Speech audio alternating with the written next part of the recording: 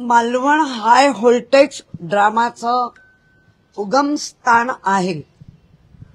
कारण आम्ही 2005 नंतर ते अगदी 2017 पर्यंतच्या सगळ्या निवडणूक तिकडच्या आम्ही अटेंड केलेल्या आहे. जिल्हा प्रमुख म्हणून, संपर्क प्रमुख म्हणून काम केलेलं आहे.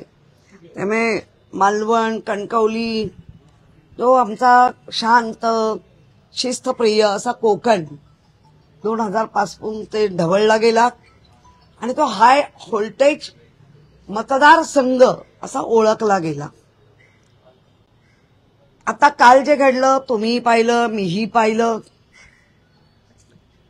निलेश राणे भाजपाच्या घरात घुसले, भाजपाच्या कार्यकर्त्याची बोलती बंद केली. उघड उघड भाजप पैसे वाटतो हे शिंदे गटाचे निलेश राणे यांनी दाखवून दिलं.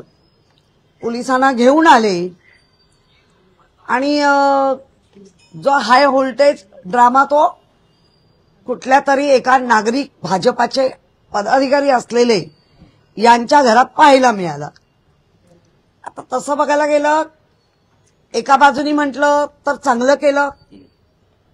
ऑन दी स्पॉट जो निर्णय असतो तो निलेश राणेंनी दिला. पण दुसऱ्या बाजूनी जर एक चांगले नागरिक म्हणून विचार केला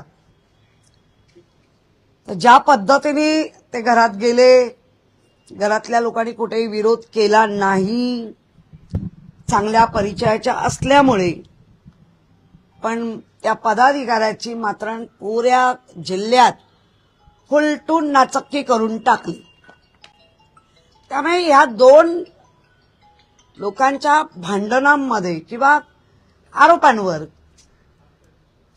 महाराष्ट्राने आता पाहत राहायचंय किंवा तिथल्या मतदारांनी. पक्ष सत्ताधारी आहेत, बोलते मी, पुढे बोलत होतो ती.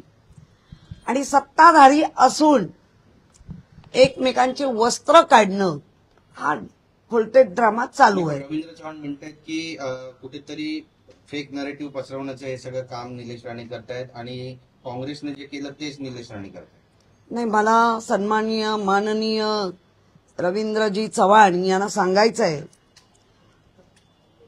तुम्हीच सांगताय आम्ही युतीत आहोत, तुम्हीच सांगताय की एकनाथ शिंदे आणि त्यांची पुरी टीम आमच्याशी नीट आहे. मग हे काय आहे? तुमचे मुख्यमंत्री आहेत सन्माननीय देवेंद्रजी फडणवीस.